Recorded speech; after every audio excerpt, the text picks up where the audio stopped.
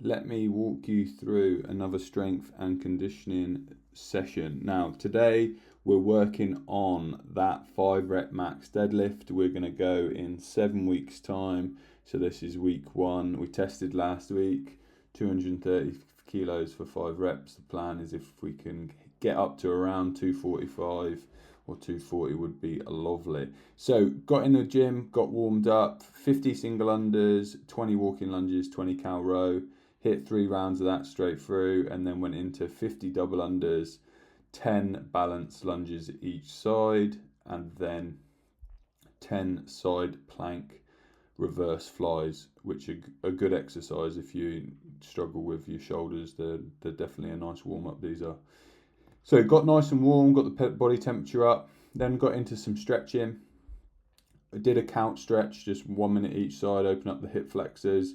They've been feeling a little bit tighter than normal. I think it's just due to running a little bit more. Then I got into some lat stretching. When I'm doing my lat stretch, I'm trying to just get my upper back to click. You'll notice that I'm moving my head around a lot. I'm just trying to get my neck in a certain position so my upper back will normally crack. I did get a few cricks and crackers as I was going through this. Then some front rack openers, just trying to get my elbows loosened up. Did a little bit of upper body yesterday, so did feel a little bit tight prior to warming up. Then just got moving with some power cleans. After this deadlift cycle, I've got a few CrossFit competitions coming up, so I'm not going to do no CrossFit. I'm still doing a little bit of overhead squats just to warm up, to keep me in the game a little bit for some snatching. I'm not doing any snatching heavy though. And then power cleans I like to just keep in, just because I do enjoy doing them. So I just went 3 sets of 5 at 110 to warm up. I guess you could call it a little bit of a primer. It's probably a little bit too much volume or reps to be called a primer. You'd probably do 3 sets of 2 if you're calling it a primer, a little bit heavier. But anyway, got moving. Plan was to do these actually in a row, but elbows a bit niggly bringing the bar down, so I had to do them as singles, but it didn't hurt. Just meant a little bit. My back was nice and warm going into the deadlift, so I had to go here, and straight away I was like, nah. So I just went back to singles. 3 sets of 5.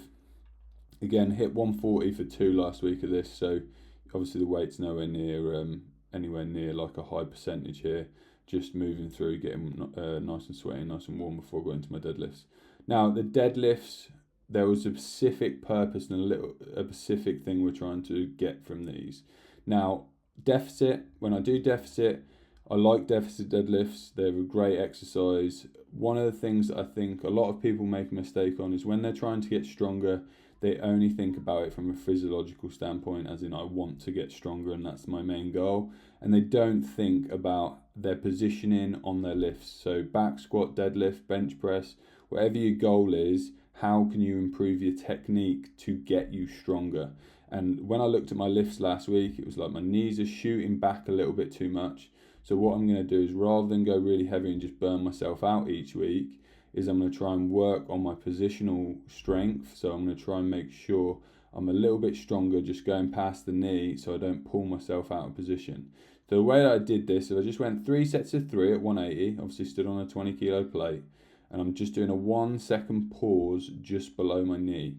Now, the goal here is obviously to work on that, but also I'm watching the videos back after each set to try and make sure that I'm holding that position and not letting my knees shoot back too far. If my knees shoot back too far, it means my hips will be further away from the bar, and that will make the deadlift a lot harder. So if I can keep my knees a little bit further forward, just a little bit, it's not a lot, it can be a little bit, like just your shins slightly past vertical, that'll be it. You'll be slightly out of position, and it'll make the lift a lot harder.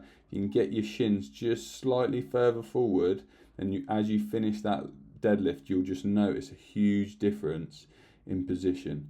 Then, just to finish off, this is my first set of 200. I watched the video, that was far too fast, you lazy prick. So you can see I do this same thing. I didn't watch the video on that one, and I watched this one back, and it's like, bloody hell. So I give a little pause at the top of my next set.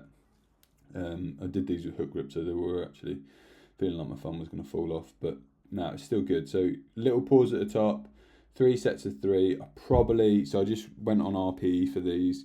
I was just aiming for about 7 or 8 out of 10. I probably should have gone 250, but once I set it up, I was just like, I'll just keep it this and do 240, that'll be fine.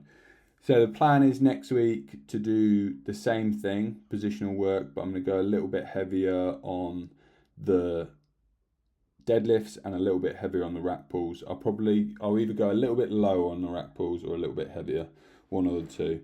Then to finish off, I just went into some core. I like to finish with some core off some deadlifts because it just gets some blood flow to the torso. Sometimes you can wake up the next day and your back can feel sore, but the volume wasn't too high there. I should feel pretty good tomorrow and be able to crack on with training.